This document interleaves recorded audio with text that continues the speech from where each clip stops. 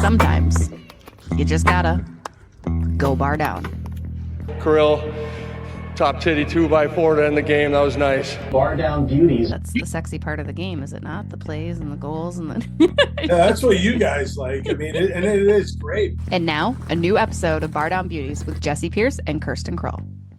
In need of custom merch, SotaStick has you covered. That's right. Whether it's jerseys, tees, hats, you can go to SotaStick.com with your need for custom merch and they can get it done. Hey, and while you're there, you might as well peruse, shop. They've got fleece, they've got hoodies, they've got mugs, they've got socks, and of course, your favorite tees and hats, all custom by SotaStick. They're our favorite here at Bardown Beauties. They're the Minnesota Wild's favorite with their collabs. You've got P-Dub collabs, you've got Dinkytown collabs, basically anything you need or want here to represent your state, your sports, SotaStick has. Don't forget to smash Bardown Beauties at checkout for 15% off all purchases at SotaStick.com.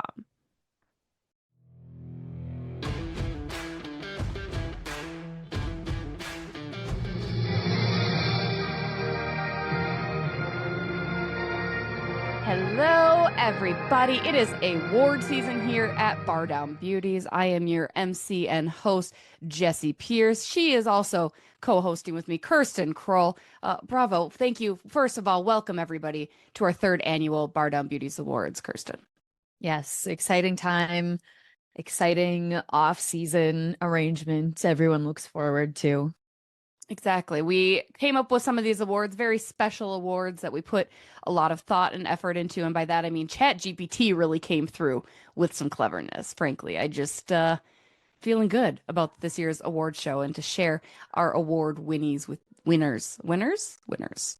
You're enticing AI to take all of our jobs. Acknowledging that. I think as adults, we need to acknowledge that there's sometimes where they can be very good when you're feeling less creative, when you've had a long weekend of 4th of July activities, right? Maybe the creative juices aren't flowing. So then you just lean on a friend like ChatGPT, but we added our own mix into it as well.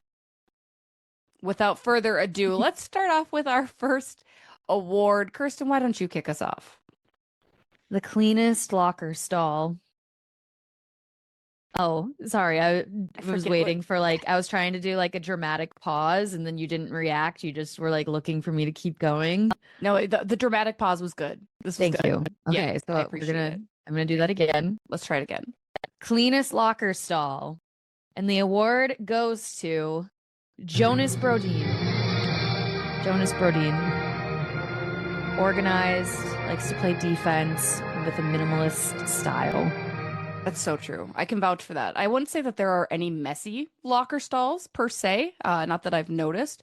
Most guys are very good at throwing their tape. Plus, the trainers and staff come through and clean things up. But I agree. I think Joe Bro, good job, deserves that. I think it's an award that he'll be very appreciative of, right?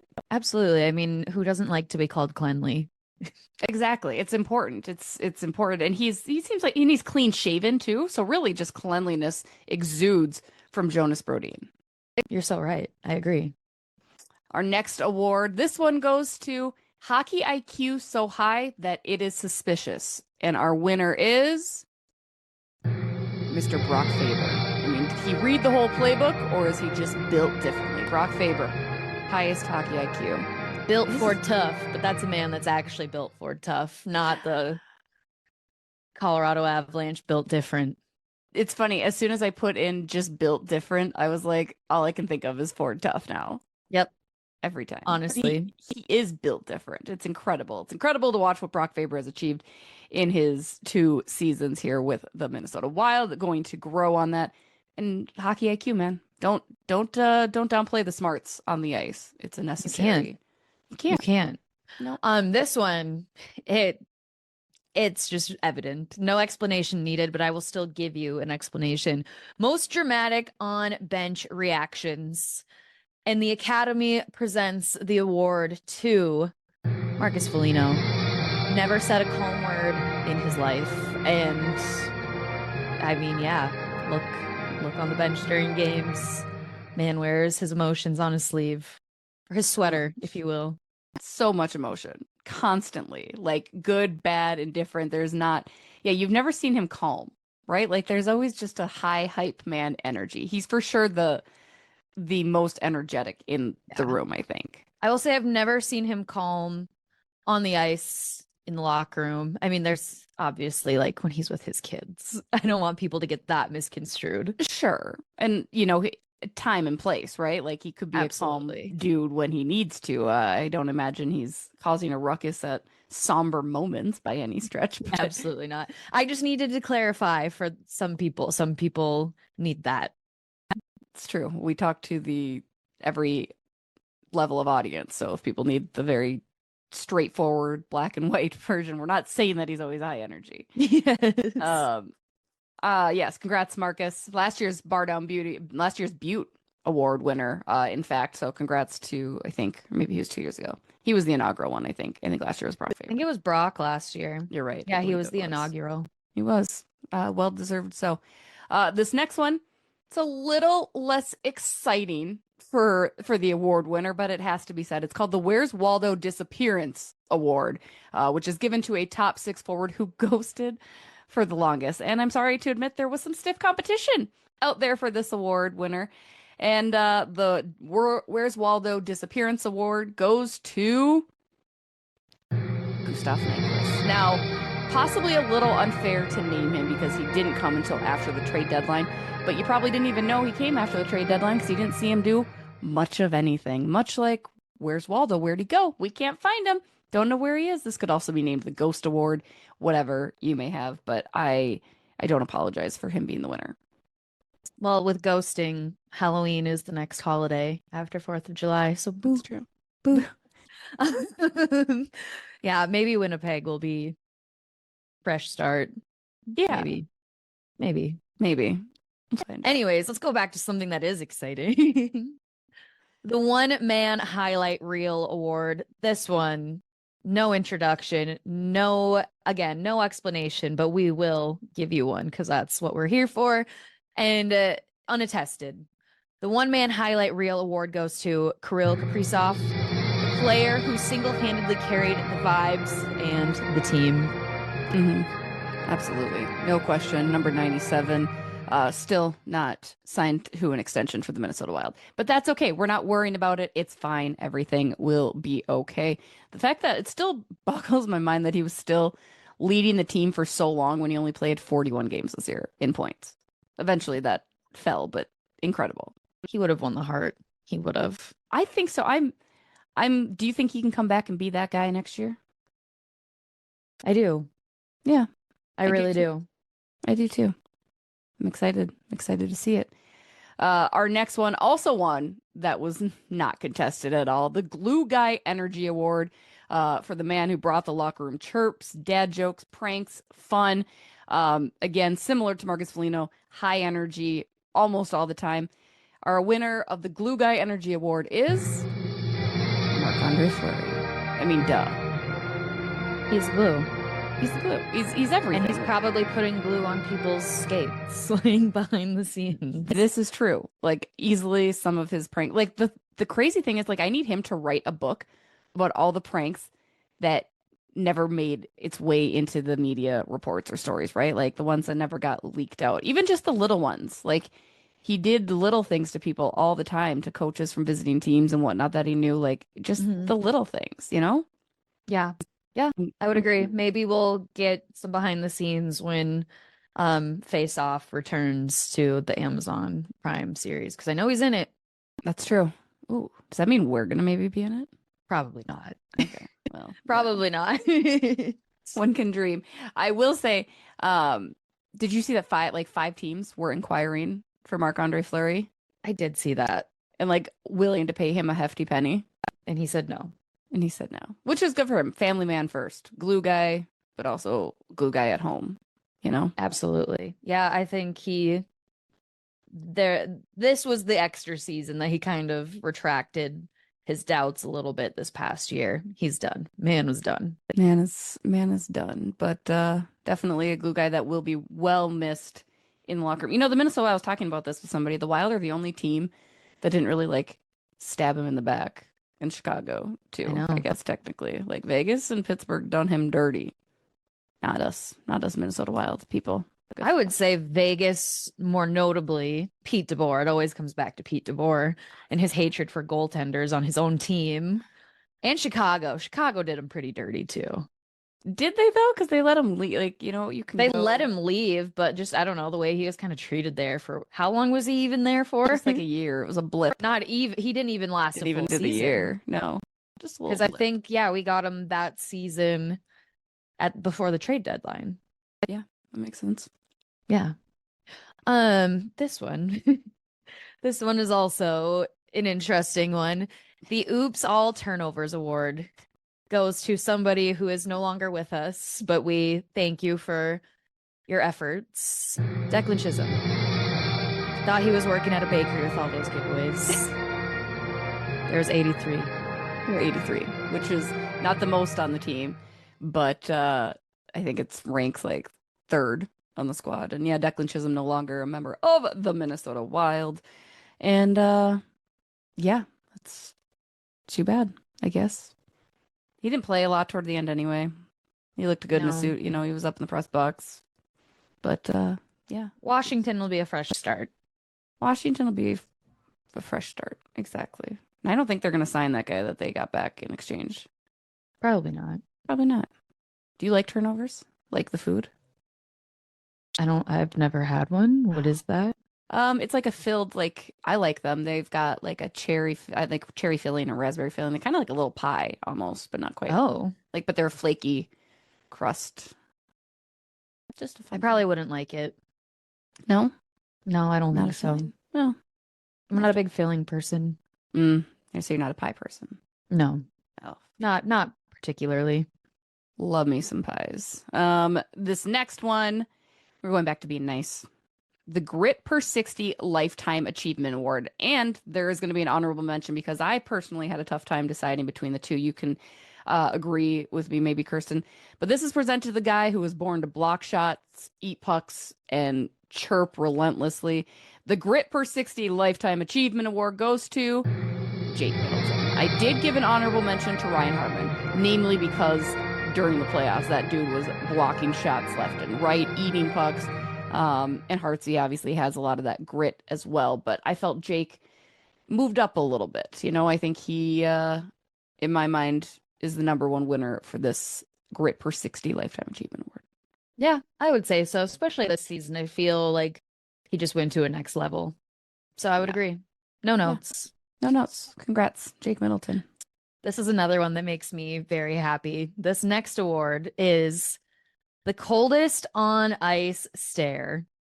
That award goes to, and I believe this is the second year in a row he's won something along these lines, Joel Eriksson. No doubt. Stoic, judging, so simple, it's perfect, and most likely to be punched in the face by an opposing team member. It's beautiful. Punchable face.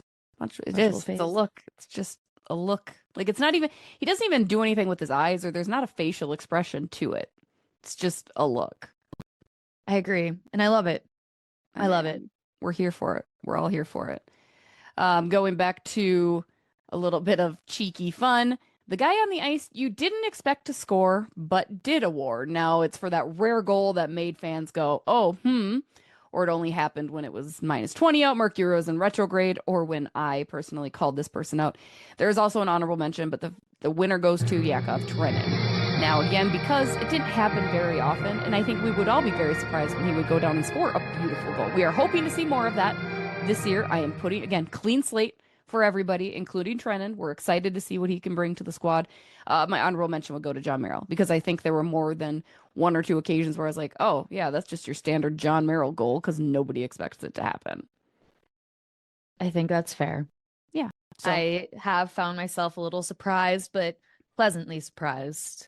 yeah. Whenever it happens. Yeah, it's a good thing. They're making a contribution, right? It's just, again, a little cheeky fun. We don't hate these cheeky people. fun. Just a little cheeky fun. Little cheeky fun. Speaking of cheeky fun, maybe not. I don't know. I tried to transition. There's no cheeky fun about this one. It's just, it makes everybody smile and the vibes stay high. This one is the Krull the Thrill and Nothing Else award. Krull Kaprizov. That's it. No notes. No notes. Every game. Pass to Krull and hope that, not even hope, just know something good's going to happen, or a really cool play to watch. Yeah, exactly. Honorable mention to the entire team for recognizing that Kirill is the guy that you get the puck to, right? Correct. So, honor Krull the Thrill. I like that. It's my new favorite award. With that, Kirsten, it's time for our Beaut of the Year. Are you ready? I'm born Please, ready. let's get the envelopes ready.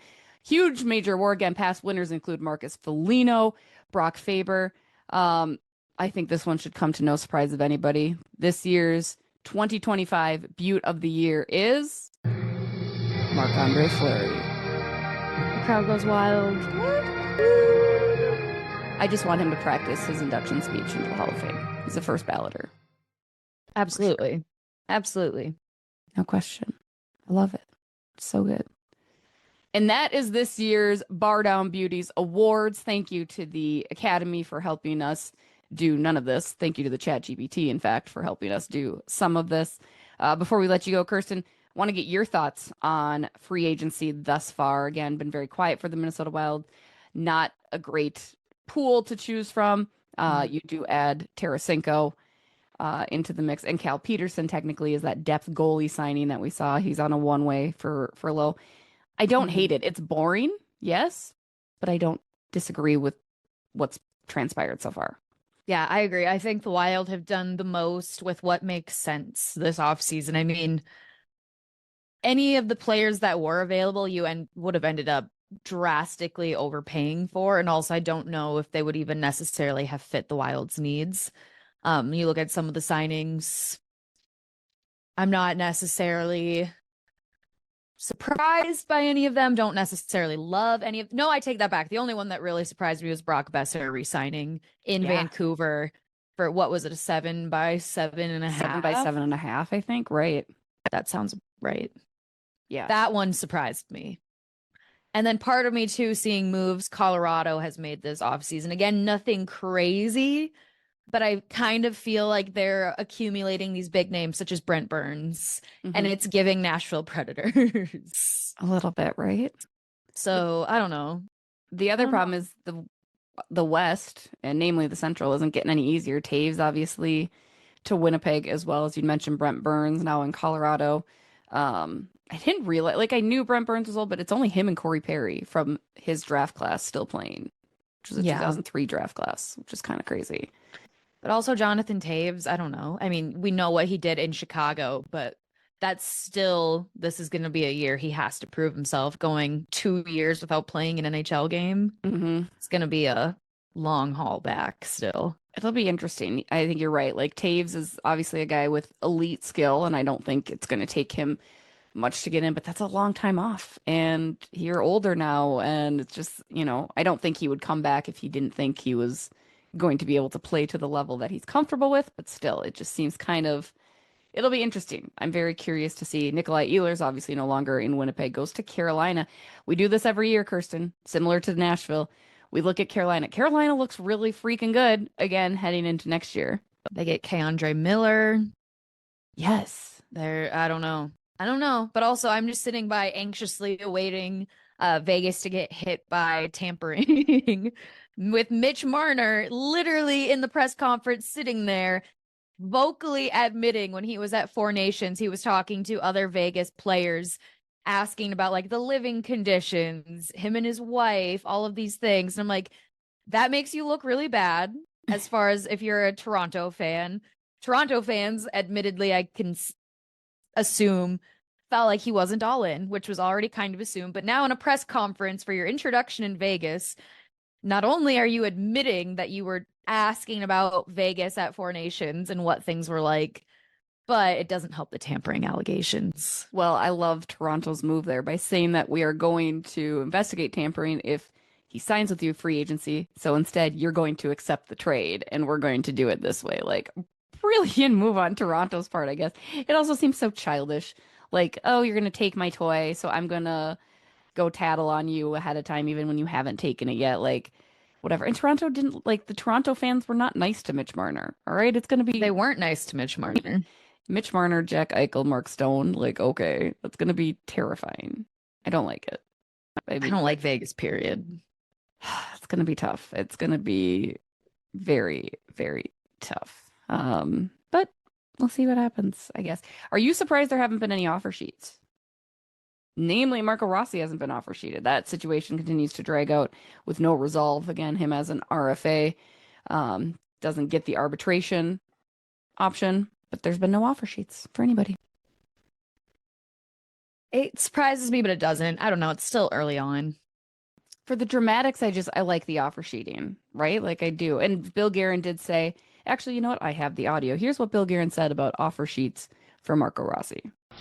I'm not concerned. Listen, we're prepared. We will match, and it's not an issue with us. I think when you've seen them in the past that been successful, maybe the teams weren't fully prepared for it, but yeah, we are prepared for it. We'd rather make a deal with Marco. Look, I've said it before. Like, we like Marco. He had a very good year for us. He's a good hockey player. But we have a structure in our pay that we have him slotted in at a certain level. And that's just the way we're doing our business. This is nothing personal. We want him back. And we'll hopefully get to a resolution sooner than later. I feel like that's also Bill Guerin being like tempting somebody to offer sheet Marco. Like, oh, we'll match it and we're prepared to do whatever we need, blah, blah, blah. Like, it kind of feels like that's him baiting somebody into doing it. I don't know. I don't know what he's doing sometimes. I don't know how this Marco Rossi situation is going to resolve itself. I know we don't want to talk about it anymore. I don't know. Do you think he would hold out? Yes. I do too. Do you know the crazy thing is that Bill Guerin knows his agent very well. Like, his agent actually fought for him on the PA side when he went to arbitration and got him the salary that he wanted. It's full circle. Full circle, baby. I love it. Do you anticipate Bill Guerin doing anything more this offseason? Obviously, Krull's extension and the Marco situation, but do you foresee him doing anything via trade or another free agency signing, or do you think he's done? I feel like he'll do something via trade. Yeah.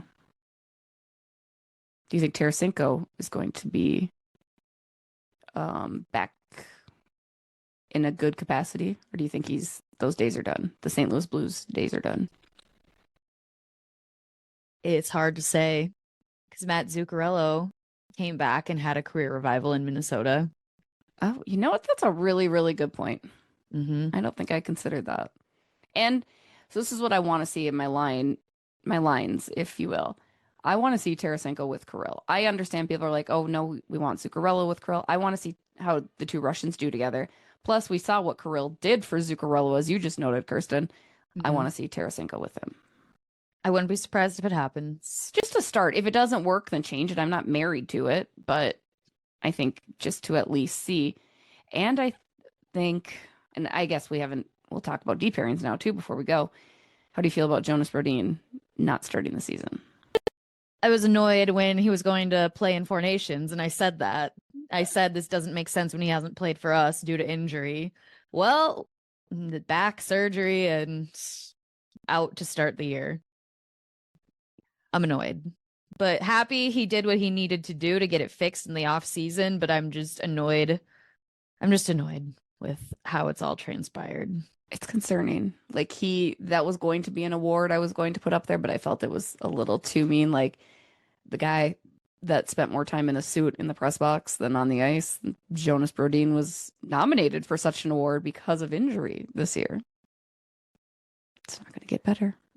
So would you put Brodin as your fourth pair? Like, my pairings would be Middleton and Faber, Juracek and Brodin, and Bouillon and Spurge. You just said you'd have Brodin as fourth pair? I mean, I'm sorry, the second pair. Second pair is what I meant. But it doesn't matter. I guess he won't start anyway. Yeah. It feels weird to put Jared Spurgeon as a third pair, doesn't it? It does, but now we have options at defense, which we haven't really had before. We got options. Z Bouillon coming in. Chatted with him at development camp.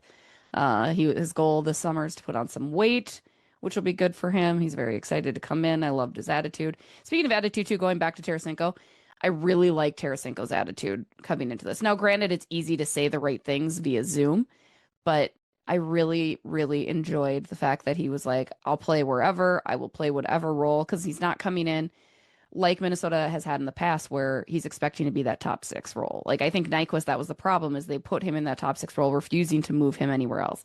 Marcus Johansson, refusing to move him out of the top 6. Like, you need to have a guy that, if they're not playing well, needs to get demoted into the bottom situations. Mm-hmm. That's I all agree. I'm saying. That's all I I'm don't saying. know. Just making sure Billy knows. Yeah, but that's gonna do it again for us this week. Shout out to you all. Shout out to Talk North, SotaStick. You guys are the best. Rate, share, like, subscribe, all that good stuff. We'll have more content for you in 2 weeks, per usual. And until then, enjoy the summer. What's been your favorite thing about the summer so far, Kirsten? Just being on the water, being able to take the dog for long walks, just being outside, getting to read outside. It's been nice. It's been so nice. We love it. Shout out. Shout out It's to almost the county summer. fair season. I live for county fair I know season. you do. We should go to one together. Yeah, please. They're Let's coming pick up one. this month. I like Washington. I mean, well, I'm biased because Washington County's out here, but I'll go to one. I'll pick one, and I'm there. Dakota County, Dakota County. Okay. Okay, we can do that. Farmtown. One that has like cash. I went to Chisago County one time, and that was a hootenanny. Let me tell you, I believe it. Was an experience. I liked it. All right, let us know what fairs you're going to. Let us know what you think of the awards. If you have your own awards, certainly drop those in the comments below. And we'll catch you in 2 weeks. Bye.